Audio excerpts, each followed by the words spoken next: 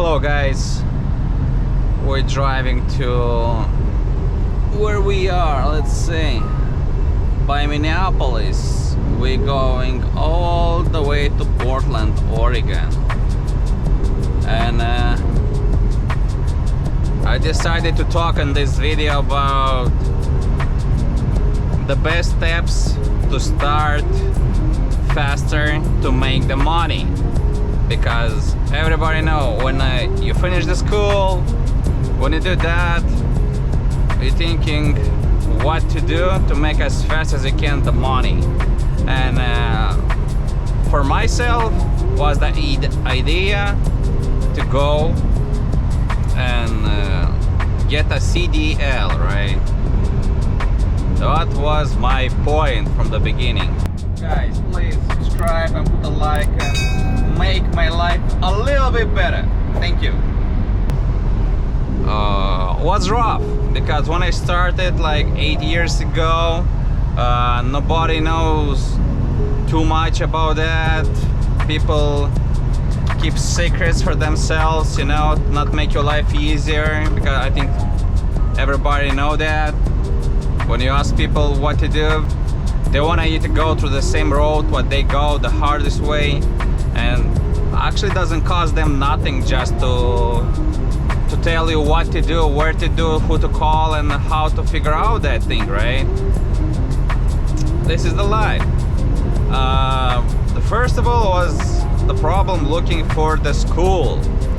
In my place, the school where I lived before in Maryland, next to the Washington DC, Silver Spring, was a school. Was like 2 months long and $5,000. $5,000, guys. Imagine for the guy. I was 22 years old. I've been working on a construction company as a driver for a couple of months, and the company get almost bankrupt, and they cut half of the people who was working there. And what is my choice was, I did what I think almost everybody gonna do. I got a credit card, and I spent all the credit card limit to pay for the school. Damn, the time was like really hard because my knowledge of semis was like zero. I didn't know nobody in the trucking industry who can recommend me something or help me with advice, how I said it, right? I got through that school, I did my hours, I did my driving test. At the one point what I liked it myself, I passed the knowledge test by myself. I saved some money, I think like $1.5 grand, two grands I saved, because I did the test by myself, the air brake, pre-trip, and general knowledge. And one more, one is the trailer hooked to you. And I passed that, right? And my problem was, after I got my CDL, where to go? How to find a company.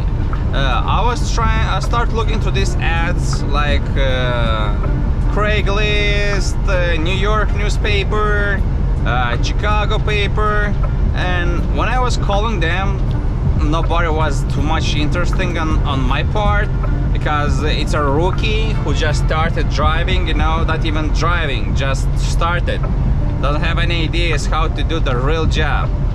Nobody was interesting.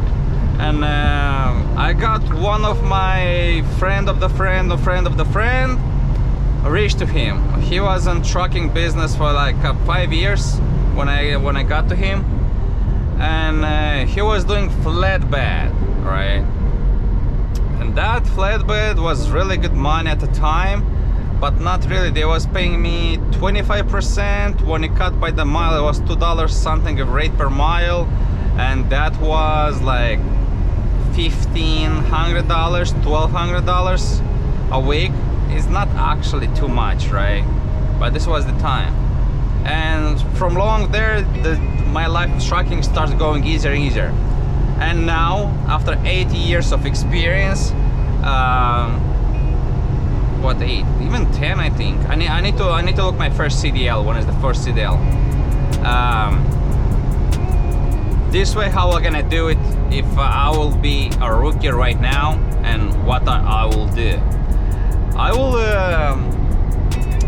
figure out a company who's willing to pay for, or two options, or to find a company and call them and ask what is the fastest way to get a CDL, what is the fastest classes, what is the fastest that, and go in the training with a co-driver, right, for not a month but two months, just on the freaking road to make your experience. Because the biggest problem when you live by yourself, it's like the road. When you have this handling of this big truck by yourself, it's kind of scary, guys, because the car is like 10 times smaller.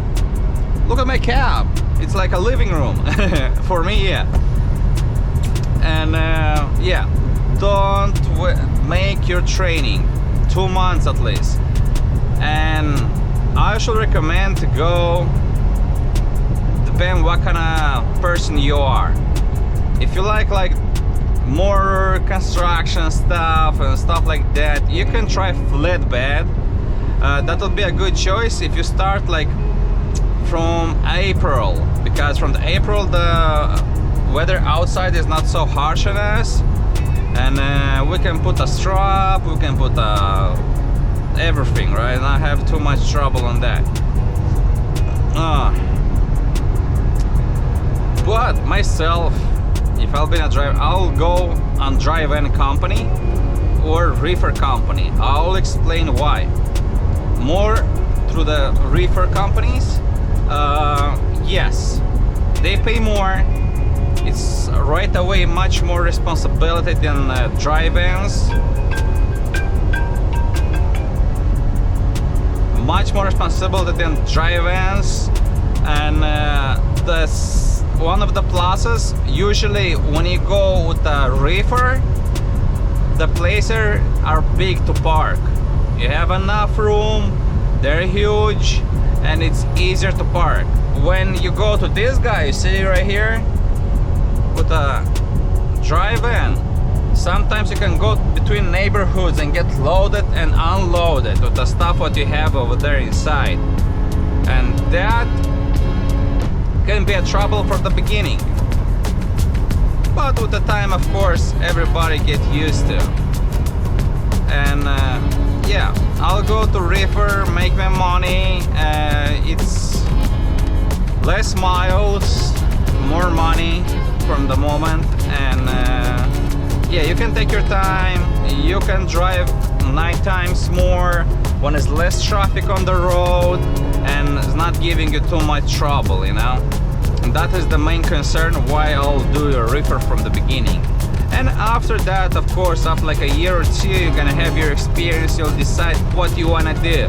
You wanna, like me, staying in the dock waiting for 2-3 hours, 4 hours to get unloaded, night deliveries, you know, late pickups, or you can choose a drive-in where you're gonna go get a load and drive right away, like waiting for like 1-2 hours to get loaded and you're moving. Zero responsibility, almost, right?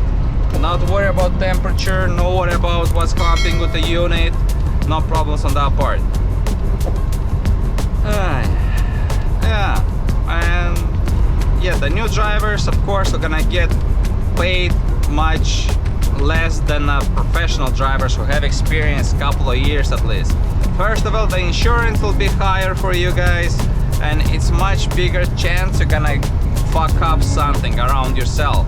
You're gonna do who knows who, and the road is long and sometimes it's super tight, and this is the risk what they're taking. This is why they're gonna pay you 15-20 cents less per mile than a professional who know what to do, how to drive, who have zero accidents, who cares about everything, right?